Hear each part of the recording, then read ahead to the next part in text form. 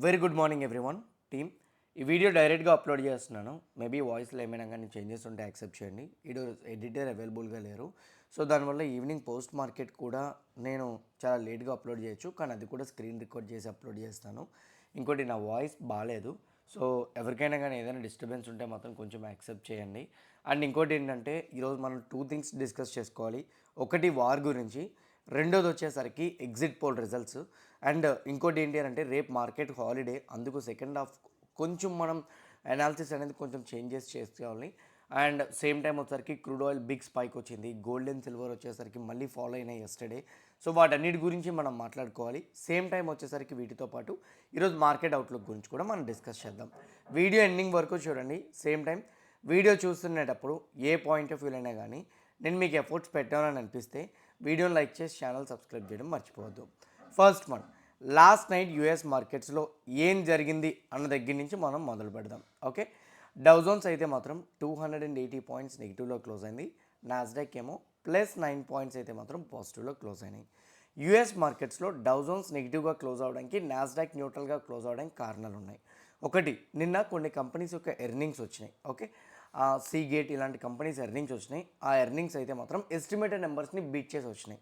దానివల్ల మార్కెట్స్ కొంతవరకు పాజిటివ్గా హోల్డ్ అవ్వడానికి ట్రై చేసింది. రెండు, డౌజోన్స్ నెగిటివ్గా ఫాలో అవడానికి రీజన్స్. ఫస్ట్ వన్ వచ్చేసరికి అంటే సెకండ్ వన్ డౌజోన్స్ ఫాలో అవడానికి రీజన్ ఏంటంటే నిన్న యుఎస్ ఇంట్రెస్ట్ రేట్ డెసిషన్ యొక్క అవుట్కమ్ అనేది వచ్చింది. లాస్ట్ టైం 3.75%, ఎక్స్పెక్టేషన్ కూడా 3.75, నెంబర్ కూడా 3.75 ఉంది. అంటే అన్చేంజ్డ్, ఇంట్రెస్ట్ రేట్స్ని చేంజ్ చేయలేదు, అన్చేంజ్డ్గానే పెట్టారు. మరి ఇది బాగానే ఉంది కదా, ఇంట్రెస్ట్ రేట్స్ని అన్చేంజ్డ్ పెట్టారంటే ఓకే కదా అని మీరు అనొచ్చు. ఎస్, ఓకే, ఇంట్రెస్ట్ రేట్స్ని అన్చేంజ్ చేశారంటే. కానీ ఇక్కడ ఒక పాయింట్ అయితే మాత్రం ఉంది. ఏంటి ఆ పాయింట్? ఇంట్రెస్ట్ రేట్స్ని అన్చేంజ్ చేసేటప్పుడు ప్రతిసారి కూడా ఇంట్రెస్ట్ రేట్ డెసిషన్ తీసుకుంటునేటప్పుడు ఒక మీటింగ్ పెట్టుకుంటారు. ఎవరు? ఫెడ్ యొక్క కమిటీ మెంబర్స్. కమిటీ మెంబర్స్ అంటే మనకి ఆర్బీఐలో 6 కమిటీ మెంబర్స్. 6లో ఓటింగ్ వేసుకుంటారనమాట. ఇంట్రెస్ట్ రేట్స్ని కట్ చేసే వాళ్ళు ఎంతమంది, ఇంట్రెస్ట్ రేట్స్ని చేంజ్ చేయొద్దన్న వాళ్ళు ఎంతమంది, ఇంట్రెస్ట్ రేట్స్ని పెంచమని ఎంతమంది చెప్తున్నారని. అట్లా ఓటింగ్ పెట్టుకునేటప్పుడు 84 వచ్చింది వీళ్ళకి. అంటే వీళ్ళు ఎంతమంది? 12 మంది. ఈ 12 మందిలో 8 మంది ఇంట్రెస్ట్ రేట్స్ని చేంజ్ చేయొద్దు, అన్చేంజ్డ్గానే పెడదాము అని చెప్పారు.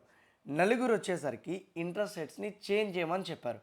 అందులో ఒక 3 అయితే మాత్రం ఇంట్రెస్ట్ రేట్స్ని పెంచమని చెప్పారు. ఒకరు వచ్చేసరికి ఇంట్రెస్ట్ రేట్స్ని తగ్గించమని చెప్పారు. సారీ, 2 పెంచమని చెప్పారు, ఒకరు తగ్గించమని చెప్పారు, ఇంకొకరు వచ్చేసరికి న్యూట్రల్గా ఇద్దామని మాట్లాడారు. ఫస్ట్ టైం 1992 అక్టోబర్ తర్వాత 12 మందిలో 4 అపోజ్ చేయడం ఇదే ఫస్ట్ టైం అండి. ఇది ఫస్ట్ నెగిటివ్ మార్కెట్స్కి.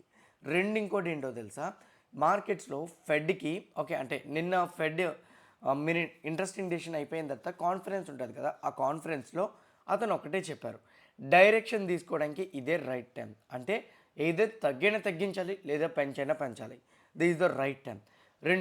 మార్కెట్లో ఇన్ఫ్లేషన్ అయితే మాత్రం ఇప్పటికీ కూడా అలానే ఉంది, దాని మీద అయితే మాత్రం ఇప్పటికీ కాషియస్ నోట్ని మనం మెయింటైన్ చేస్తున్నామని చెప్పారు. 3, ఈ నెక్స్ట్ ఇంట్రెస్ట్ రేట్ డెసిషన్ కొత్త ఫెడ్ తీసుకోవడానికి అవకాశాలు ఉంటాయి కాబట్టి కమిటీ మెంబర్స్ కొంచెం జాగ్రత్తగా డెసిషన్ తీసుకోండి అని చెప్పారు. ఎందుకు ఇది అలా చెప్పారనంటే ఫెడ్ చైర్ పవల్ గారికి ఇదే lost interest rate decision. Next ఇంకా అతని పదవి అయిపోయింది. ఇంకోటి ఏంటంటే అతను నెక్స్ట్ యుఎస్ గవర్నర్గా కంటిన్యూ అవుతానని చెప్పారు, అది కూడా లోవర్ క్యాడర్లోని. బట్ ఇప్పుడు ప్రెజెంట్ రైట్ నౌ అయితే మాత్రం కొంచెం ఆలోచించి నిర్ణయాలు తీసుకోండి అని కమిటీ మెంబర్లకి అయితే మాత్రం సూచించారు. ఏదైతే కాషియస్ పాయింట్స్ రిలీజ్ చేశారో, సేమ్ టైం 4 అపోజ్ చేశారో, అప్రాక్సిమేట్లీ 33 సంవత్సరాల తర్వాత 4 అపోజ్ చేశారు. ఇది మార్కెట్స్కి వచ్చేసరికి కొంచెం ప్యానిక్ సిచ్యువేషన్ క్రియేట్ చేసి డౌజోన్స్ ఏమో నెగిటివ్గా క్లోజ్ అయ్యేలాగా మాత్రం చేసింది. On the other side European markets కొంచెం ఫ్లాట్ విత్ నెగిటివ్గా క్లోజ్ అయింది. ఏషియన్ మార్కెట్స్ అయితే మాత్రం ప్రెజెంట్ రైట్నో మిక్స్డ్లో ట్రేడ్ అవుతున్నాయి. అందులో జపాన్ మార్కెట్ నియర్ టు 1% నెగిటివ్లో అయితే మాత్రం ట్రేడ్ అవుతుంది. నా ఇండెక్స్ ఫ్యూచర్స్లోకి వెళ్ళి చూస్తే అంటే డౌజోన్స్ ఫ్యూచర్స్, నాస్డాక్ ఫ్యూచర్స్ ఎట్లా ఉన్నాయన్న దాని గురించి చూసుకుంటే డౌజోన్స్ ఫ్యూచర్స్ ఏమో -100, నాస్డాక్ ఏమో 250 పాయింట్స్ పాజిటివ్లో ట్రేడ్ అవుతుంది. నాస్డాక్ పాజిటివ్గా ట్రేడ్ అవ్వడం అనేది ఇమీడియట్గా మన 80 స్టాక్స్ మీద ఇంపాక్ట్ అనేది ఉంటుంది. ఎలా ఇంపాక్ట్? పాజిటివ్ సైడ్ ఇంపాక్ట్ ఉంటుంది. అందుకే నిఫ్టీ 50 కూడా ఈరోజు ఒకనొక స్టేజ్లో నిఫ్టీ 100 పాయింట్లు గ్యాప్ డౌన్ ఓపెన్ అయ్యేది, రికవరీ అయ్యి 30 to 40 పాయింట్స్ మాత్రమే గ్యాప్ డౌన్ ఓపెన్ అవుతుంది. డౌజోన్స్ ఫ్యూచర్స్ ఏమో ఇక్కడ -100, అక్కడేమో 230 పాయింట్స్ నెగిటివ్, అండ్ ఇక్కడేమో -100, మొత్తం 330 పాయింట్స్ నెగిటివ్. ఓకే, ఓవరాల్గా చూసుకుంటే డౌజోన్స్ వచ్చేసరికి న్యూట్రల్గా ఉంది. ఓకే, అంటే న్యూట్రల్ విత్ నెగిటివ్. నాస్డాక్ ఏమో పాజిటివ్. సో నాస్డాక్ పాజిటివ్ ఉంటే ఐటీ స్టాక్స్ పాజిటివ్గా ఉంటాయి, డౌజోన్స్ నెగిటివ్గా ఉంటాయి. ఇమీడియట్గా బ్యాంకింగ్ స్టాక్స్ నెగిటివ్గా వెళ్ళడానికి అవకాశాలు ఎక్కువగా ఉంటాయి. సో ఇది మేజర్ అప్డేట్ అనమాట. సో ఇప్పుడు ఓవరాల్గా చూసుకుంటే మాత్రం నిఫ్టీ అయితే మాత్రం న్యూట్రల్గా ఓపెన్ అవుతుంది. డౌజోన్స్కి నెగిటివ్ సైడ్ కంటిన్యూ అవ్వడానికి కారణాలు ఏంటి? క్రూడ్ ఆయిల్ని చూస్తే ఇక్కడ చూడండి 111 దగ్గర ట్రేడ్ అవుతుంది బ్రెంట్ ఆయిల్. క్రూడ్ ఆయిల్ వచ్చేసరికి 107 దగ్గర ట్రేడ్ అవుతుంది. మన ఇండియన్ మార్కెట్స్ కూడా నెగిటివ్ ఇదే, అంటే వార్ టెన్షన్స్ పెరిగినాయి. క్రూడ్ ప్రైస్ పెరుగుతుంది అని అంటే వారి యొక్క టెన్షన్స్ పెరిగిపోతున్నాయని అర్థం. వార్ టెన్షన్స్ ఏంటి అని మీరు అడగచ్చు, క్లియర్గా చెప్తాను. నిన్న ట్రంప్ అయితే మాత్రం అఫీషియల్గా ఒక న్యూస్ రిలీజ్ చేశారు. అదేంటంటే ట్రంప్ రిలీజ్ చేసింది, ఇరాన్ వాళ్ళు పెట్టిన 3 స్టేజెస్ ప్రపోజల్ ఏదైతే ఉందో అది నేను యాక్సెప్ట్ చేయట్లేదు, రిజెక్ట్ చేస్తున్నానని చెప్పి అఫీషియల్గా చెప్పారు. 2, కొన్ని నెలల వారీగా అంటే ఇంకొన్ని నెలల వరకు ఇరాన్ యొక్క షిప్స్ని వెళ్లకుండా స్ట్రైట్ ఆఫ్ హార్మోజ్ని కంప్లీట్గా బ్లాక్ చేయబోతున్నాము అని చెప్పారు. ఇరాన్కి ఎవరైనా కానీ పేమెంట్ చేసి అంటే టోల్ ఫీ పే చేసి కానీ స్ట్రైట్ ఆఫ్ హార్మోజ్ నుంచి షిప్స్ని కంటిన్యూ చేస్తే మాత్రం డెఫినెట్గా ఆ షిప్స్ని మేము కూల్ చేస్తామని చెప్పారు. అవసరమైతే యుద్ధానికి కూడా సిద్ధంగా ఉన్నామని చెప్పి ట్రంప్ అయితే మాత్రం వార్నింగ్ ఇచ్చారు. ఈ వార్నింగ్ ఏదైతే ఇచ్చారో క్రూడ్ ప్రైస్ పెరగడానికి అయితే మాత్రం మేజర్గా హెల్ప్ అయింది. ఆన్ ద అదర్ సైడ్ ఇంకో న్యూస్ కూడా ఉంది. ఇరాన్ వాళ్ళు దీనికి రిప్లై ఇచ్చారు. ప్రతి దానికి కూడా పేషెన్స్ ఉంటుంది, ఆ పేషెన్స్కి కూడా కొన్ని లిమిట్స్ ఉంటాయి. ఆ లిమిట్స్ని మీరు క్రాస్ చేస్తున్నారు. మీరు కానీ ఒకవేళ కానీ ఈ బ్లాకేడ్ని కంటిన్యూ చేస్తే మాత్రం మిలిటరీ యాక్షన్స్, అన్ప్రెసిడెంటెడ్ మిలిటరీ యాక్షన్స్ని చూసే అవకాశాలు ఉంటాయని చెప్పి ఇరాన్ అయితే మాత్రం ఈసారి వార్నింగ్ ఇచ్చింది. సో వీళ్ళు మిలిటరీ యాక్షన్స్కి దిగుతామనేటట్టు చెప్పడం, పేషెన్స్కి లిమిట్స్ ఉంటాయని చెప్పి అగ్రెసివ్ టోన్, అంటే చెప్పేది ఏదైతే ఉందో అగ్రెసివ్ టోన్లో చెప్పారు. ఈ అగ్రెసివ్ టోన్స్ చెప్పుకోవడంతో క్రూడ్ ప్రైస్ అయితే మాత్రం స్పైక్ అయింది. క్రూడ్ ప్రైస్ స్పైక్ అయితే ఏం జరుగుతుంది? Oil related companies, oil related business చేసే మన ఇండియన్ కంపెనీస్ ఏవైతే ఉన్నాయో ఇవన్నీ కూడా ఇంపాక్ట్ పడతాయి. మేబీ వాటి మీద ఈరోజు కొంచెం బీరిష్ షేడ్ చూడొచ్చు. ఓకేనా? So this is the first one. కానీ మార్కెట్ ఎందుకు రికవరీ అయ్యింది? మరి ఇది బీరిష్ షేడ్ కదా, ఎందుకు మార్కెట్ ఫ్లాట్లో ఓపెన్ అవుతుంది? ఒకటి, US tech related companies earnings పాజిటివ్గా రావడం. 2 వచ్చేసరికి ఎగ్జిట్ పోల్ రిజల్ట్స్ వచ్చినాయి. మీ అందరికి గుర్తుందో నిన్న ఎగ్జిట్ పోల్ రిజల్ట్స్ వస్తాయని చెప్పాను. ఎగ్జిట్ పోల్ రిజల్ట్స్ ప్రకారంగా అయితే మాత్రం వెస్ట్ బెంగాల్లోని హంగ్ వచ్చే ఛాన్సెస్ ఉంటాయని చాలామంది చెప్తున్నారు. బేసిక్గా వెస్ట్ బెంగాల్లో బీజేపీ వస్తుందని మార్కెట్ ఎక్స్పెక్ట్ చేస్తుంది. అంటే ఇంతకుముందు టీఎంసీ 15 సంవత్సరాల నుంచి టీఎంసీయే ఉంది, ఇప్పుడు ప్రెసెంట్ రైట్నో బీజేపీ వస్తుందని ఎక్స్పెక్ట్ చేస్తున్నారు. పాజిటివ్ పాయింట్ ఏంటంటే బీజేపీకి ఓట్ బ్యాంక్ పెరిగింది అని చెప్పి ఎగ్జిట్ పోల్స్ వచ్చినాయి. అస్సాంలో అయితే మాత్రం క్లియర్గా బీజేపీ మెజారిటీతో ఉంది, బీజేపీ వచ్చేస్తుందనే ఉంది. తమిళనాడులో అయితే మాత్రం డిఎంకే ఎలియన్స్ వచ్చే ఛాన్సెస్ ఉంటాయని కూడా చెప్తున్నారు. డిఎంకే ఎలియన్స్ ఉన్నదైతే మాత్రం బీజేపీ రిలేటెడ్ కూటమినే. ఓకే, అండ్ కేరళలో అయితే మాత్రం కాంగ్రెస్ వస్తుందని చెప్తున్నారు. పుడుచేరిలో కూడా బీజేపీ వస్తుందని చెప్తున్నారు. ఇందులో బీజేపీ వస్తుంది అని చెప్పి 3 స్టేట్స్లో అయితే మాత్రం ఉంది.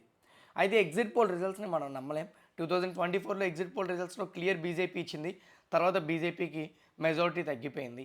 ఇక్కడ కూడా ఏం జరుగుతుందో మే 3 తెలుస్తుంది. కానీ ఏ పాయింట్ ఆఫ్ వ్యూలో అయినా కానీ కొంత ఎగ్జిట్ పోల్ రిజల్ట్స్ అనేది మార్కెట్కి ఫేవరబుల్గా టర్న్ అవ్వడానికి అవకాశాలు ఎక్కువగా ఉంటాయి.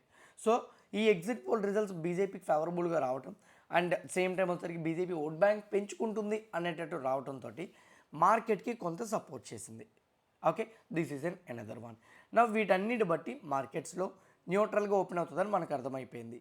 ఇప్పుడు నేను మీకు క్లియర్గా ఒకటి చెప్తాను. ఓకే, ఆ ఒకటి ఏంటి అని అంటే ఎస్టర్డే నిఫ్టీ 50 ఒకనొక ఎక్స్టెండ్లో 24,350 బ్రేక్ అవ్వడానికి ట్రై చేసింది. అంటే 350కి అయితే మాత్రం రీచ్ అయింది. బట్ హయ్యర్ సైడ్ హోల్డ్ అవ్వలేక కొంచెం డిక్లైన్ అవుతూ న్యూట్రల్గా అయితే మాత్రం నిఫ్టీ 50 ఎస్టర్డే క్లోజ్ అయింది. చూస్తే ఈరోజు మార్కెట్ ఫ్లాట్లో ఓపెన్ అవుతున్నట్టు కనపడుతుంది. మార్కెట్ ఏమో ఒక రేంజ్లో ట్రేడ్ అవుతుంది. ఓకే, మీకు గుర్తుందో లేదో ఒక లెవెల్ని మనం డ్రా చేసి ఒకటే మాట్లాడుకున్నాం. ఇది ఇంపార్టెంట్ సపోర్ట్ లెవెల్. ఈ సపోర్ట్ లెవెల్ బ్రేక్ అయితే ఫర్దర్గా ఫాలో అవుతుంది. ఇది బ్రేక్ అవ్వకపోతే మార్కెట్ రికవరీ అవుతుంది, లేదా మార్కెట్ రేంజ్ బౌండ్లో ట్రేడ్ అవుతుందని. కరెంట్లీ మార్కెట్ మాత్రం రేంజ్ బౌండ్లో ట్రేడ్ అవుతుంది. క్రూడ్ ఆయిల్ పెరిగిపోవడం మార్కెట్స్కి అయితే మాత్రం 200% నెగిటివ్. కానీ ఒక పక్క ఎగ్జిట్ పోల్ రిజల్ట్స్, ఇంకో పక్క వచ్చేసరికి నాస్డాక్ పాజిటివ్ మొమెంటం మార్కెట్స్కి అయితే మాత్రం సపోర్ట్ చేసేలా జరిగింది.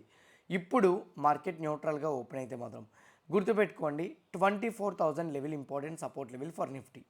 ఇది బ్రేక్ అయితే ఫాల్ కనబడుతుంది, డైరెక్షన్ కనబడుతుంది. 24,350 అది బ్రేక్ అయితే అప్ సైడ్ డైరెక్షన్ కనబడుతుంది.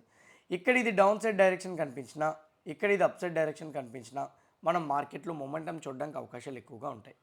ఒకవేళ కానీ ఆ రెండు కానీ మూమెంట్ లేకపోతే మాత్రం there will be an high chance. Okay, so ఇక్కడ వచ్చేసరికి ఇక్కడ ఇది బ్రేక్ అవ్వలేదు, ఇక్కడ ఇది బ్రేక్ అవ్వలేదు అని అనుకోండి, ఇక్కడే రేంజ్ బౌండ్లో మార్కెట్ చూసే ఛాన్స్ అయితే మాత్రం ఉంటుంది. So this is an another update. ఓకేనా? So now coming to the point, ఈరోజు 2 తర్వాత ట్రేడ్ అయితే మాత్రం చేయొద్దు. మార్కెట్ స్లైట్ బీరిష్ షేడే కనిపిస్తుంది కాబట్టి 24,000 బ్రేక్ అయితేనే బీరిష్ షేడ్ టర్న్ అవ్వండి. లేదా ఫస్ట్ ఫాల్ నిఫ్టీ 50లో 24,000 వరకు కనపడుతుంది. 24,000 బ్రేక్ అయిన తర్వాత ఫర్దర్కి ఇంకో 250 పాయింట్స్ ఫాలో అవుతుంది. 2 తర్వాత ట్రేడింగ్ని అవాయిడ్ చేయండి. ఎందుకంటే రేపు holiday, Saturday holiday, Sunday holiday, 3 రోజులు మార్కెట్స్కి హాలిడే వచ్చింది. ఎనీథింగ్ మార్కెట్స్లో అయితే మాత్రం జరిగే నెగిటివ్ సైడ్ వెళ్ళడానికి అవకాశాలు ఎక్కువ ఉంటాయి కాబట్టి కొంచెం కాషియస్గా అయితే మాత్రం ఉండండి. సో 2 తర్వాత చాలా వాలటైల్గా ఉంటుంది, ట్రేడ్ని అయితే మాత్రం అవాయిడ్ చేయండి. ఇంకోటి చెప్తున్నాను, ఈరోజు 2 లోపు మార్కెట్ బీరిష్ షేడ్ వచ్చింది అని అనుకోండి, 2 తర్వాత షార్ట్ కవరింగ్ జరుగుతుంది. ఓకే, 2 లోపు మార్కెట్ కానీ వన్ సైడ్ డైరెక్ట్గా వెళ్ళి రెసిస్టెన్స్ బ్రేక్ అయింది అనుకోండి, నాకు తెలిసి బ్రేక్ అవ్వదు అనుకుంటున్నా, 90% బ్రేక్ అవ్వదు. ఒకవేళ బ్రేక్ అయ్యి పైకి వెళ్తే 2 తర్వాత షార్ప్ ఫాల్ వస్తుంది.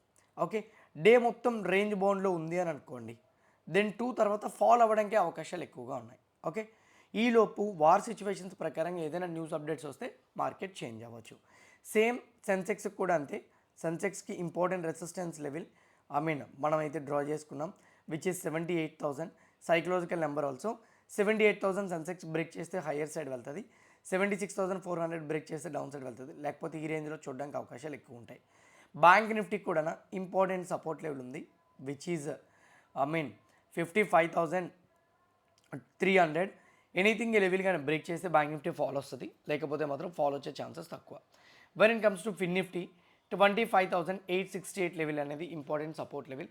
ఈ లెవెల్ కానీ బ్రేక్ వస్తే ఫిన్ నిఫ్టీ ఫాల్ అవడానికి అవకాశాలు ఉంటాయి, లేదా ఫాల్ వచ్చే ఛాన్సెస్ అయితే మాత్రం చాలా తక్కువ. ఇక్కడే కన్సల్టేషన్, ఈ రేంజ్లోనే కన్సల్టేషన్ చూడడానికి అవకాశాలు అయితే మాత్రం ఉన్నాయి. When it comes to the bit coin, currently bit coin అయితే మాత్రం స్లోగా డౌన్ సైడ్ వస్తుంది. మనం ఆల్రెడీ ఎక్స్పెక్ట్ చేసాం బిట్ కాయిన్ ఫస్ట్ ఫాల్ 74,000 వరకు. అయితే ఫాల్ అయ్యే క్యాండిల్స్లో అయితే మాత్రం చాలా వీక్ కనపడుతుంది. వస్తున్న ఫాల్ మేబీ వీక్గా వస్తుంది. మేబీ ఒకవేళ కానీ ఫాల్ అయితే 74,000 టచ్ చేసి పైకి వెళ్ళచ్చు. లేదనుకుంటే మాత్రం ఇక్కడే కన్సాలిడేషన్ అయ్యి స్లోగా రెసిస్టెన్స్ లెవెల్ బ్రేక్ అవ్వచ్చు. యూఎస్ మార్కెట్స్లో వీక్ మొమెంటం కనిపిస్తుంది కాబట్టి స్లోగా 74,000 వరకు వస్తుందేమో అనేది నా ఒపీనియన్. ఇక్కడికి వచ్చిన తర్వాత మేబీ ఇది బ్రేక్ అవ్వచ్చు, లేకపోతే ఇక్కడ నుంచి బౌన్స్ అయ్యే అవకాశాలు కూడా ఉన్నాయి. ఇది బిట్ కాయిన్ సైడ్ నుంచి అయితే మాత్రం major update. When it comes to the gold important support level break చేసింది, ఇక్కడ కూడా బ్రేక్ చేసింది. గోల్డ్ వచ్చేసరికి క్రూడ్ ఆయిల్ పెరిగితే మాత్రం గోల్డ్లో బిగ్గెస్ట్ కాషియస్ స్టార్ట్ అవుతుంది. అందువల్ల గోల్డ్ మేబీ డిక్లైన్ అవడానికి అవకాశాలు కూడా ఉన్నాయి. ఎంతవరకు అవ్వచ్చు? Maybe it might follow up to 4,350. This is an another update. When it comes to the silver పరంగా మాట్లాడుకుంటే సిల్వర్కి వచ్చేసరికి 66 first support level. Maybe silver స్లోగా 66 వరకు కనిపించే ఛాన్స్ అయితే మాత్రం ఉంది. Gold and silver weak momentum continue అవ్వచ్చు. Crude oil higher side hold అయినంత వరకు అయితే మాత్రం ఇది మేజర్గా అప్డేట్. గోల్డ్, సిల్వర్, బిట్ కాయిన్లో మీరు యాక్టివ్గా ట్రేడ్ చేద్దాం అనుకుంటే కింద కామెంట్ బాక్స్లో నేను డెల్టా ఎక్స్చేంజ్ రిఫరల్ లింక్ ఇస్తున్నా. ఆ లింక్ క్లిక్ చేసి అకౌంట్ ఓపెన్ చేసుకున్న వాళ్ళకి డెఫినెట్గా మీకైతే మాత్రం 24/7 యాక్టివ్గా అందులో ట్రేడ్ చేసుకోవచ్చు. విత్ లివరేజ్ అండ్ ఎక్స్పైరీ కూడా ఉండదు. నవ్ ఇంపార్టెంట్ స్టాక్స్ ఉన్నాయి, వాటి ఎర్నింగ్స్ కూడా వచ్చినాయి, వాటి గురించి కూడా డిస్కస్ చేద్దాం. ఆదాని పవర్ ఎర్నింగ్స్ ప్రకారంగా నెట్ ప్రాఫిట్ 62% పెరిగింది, రెవెన్యూ 14.2% పెరిగింది, ఎబిటా 11.7% పెరిగితే మార్జిన్స్ ఏమో 33.27% అయితే మాత్రం పెరిగింది. ఐఐఎఫ్ఎల్ ఫైనాన్స్ నెంబర్స్లో టోటల్ ఇన్కమ్ వాళ్ళకి రెవెన్యూ 42.6% పెరిగితే నెట్ ప్రాఫిట్ ఆల్మోస్ట్ డబుల్ అయింది. 1,000 crores నాన్ కన్వర్టబుల్ డిబెంచర్స్ ద్వారా ఫండ్ రైజ్ చేయడానికి అప్రూవల్స్ వచ్చాయని కూడా చెప్తున్నారు. ఇది కూడా పాజిటివ్గా తీసుకోవచ్చు. బజాజ్ ఫైనాన్స్ నెంబర్స్ వచ్చినాయి, 18% రెవెన్యూ పెరిగింది. Net profit last time number ఇవ్వలేదు. అయితే నెట్ ఇంట్రెస్ట్ ఇన్కమ్ అయితే మాత్రం 11,781 crores అయితే మాత్రం వాళ్ళు వచ్చింది. But gross NPA, net NPA కూడా రెండు కూడా ఇయర్ ఆన్ ఇయర్లో అయితే మాత్రం స్లైట్ ఇంక్రీజ్ అయినట్టు వచ్చింది. ఇది కొంచెం నెగిటివ్. బట్ రీసెంట్ డేస్లో బజాజ్ ఫైనాన్స్ చాలా వరకు ఫాలో అయింది. ఎలా రియాక్ట్ అవుతుంది అనేది మనం చూడాలి. మోతీలాల్ ఒస్వాల్ వాళ్ళు 221 crores లాస్ పోస్ట్ చేశారు. ఇది మేబీ మోతీలాల్ ఒస్వాల్ని నెగిటివ్ సైడ్ ట్రిగ్గర్ చేసే ఛాన్సెస్ అయితే మాత్రం ఉన్నాయి. On the other side K Fintech numbers వచ్చినాయి. రెవెన్యూ 6% డిక్లైన్ అయింది. ఎబిటా 15.3% డిక్లైన్ అయింది.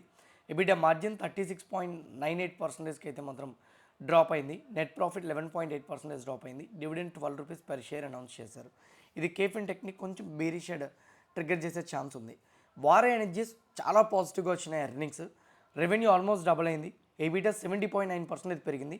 మార్జిన్స్ 18.6% అయితే మాత్రం వచ్చింది. లాస్ట్ టైంతో కంపేర్ చేస్తే ఎబిటా మార్జిన్ ఈసారి కొంచెం తక్కువ వచ్చింది. కానీ నెట్ ప్రాఫిట్ 71.4% పెరిగింది. 10,000 crores డెట్ ఆర్ ఈక్విటీ ద్వారా అయితే మాత్రం ఫండ్ రేస్ చేయబోతున్నట్టు అప్డేట్ ఇచ్చారు. ఇవి మేజర్గా ఉన్న స్టాక్స్ అయితే మాత్రం. సో ఇంకోటి బజాజ్ ఫైనాన్స్ ఇంకో అప్డేట్ కూడా ఉంది. రాజీవ్ గారు వచ్చేసరికి నాన్ ఎగ్జిక్యూటివ్ డైరెక్టర్కి అయితే మాత్రం స్టెప్ డౌన్ అయ్యారు. ఇది కొంచెం నెగిటివ్గానే తీసుకోవాలి మనం. ఓకే, ఇవి మేజర్గా ఉన్న అప్డేట్స్ అయితే. రెస్ట్ ఇంకేమైనా ఉంటే ఈవినింగ్ పోస్ట్ మార్కెట్ అనాలిసిస్లో మీకు రికార్డ్ చేసి నేను మీకు చెప్తాను. హోప్ క్లియర్ కట్గా అనాలిసిస్ మొత్తం మీకు అర్థమైంది అనుకుంటున్నాను. ఎవ్రీథింగ్ అర్థమైతే వీడియోని లైక్ చేసి ఛానల్ సబ్స్క్రైబ్ చేయడం మర్చిపోవద్దు. అలానే ఇదే వీడియో మీ ఫ్రెండ్స్ ఆర్ మీ రిలేటివ్స్కి షేర్ చేస్తే హెల్ప్ అవుతుంది అనుకుంటే వాళ్ళకి కూడా షేర్ చేయండి. All the best everyone. Bye.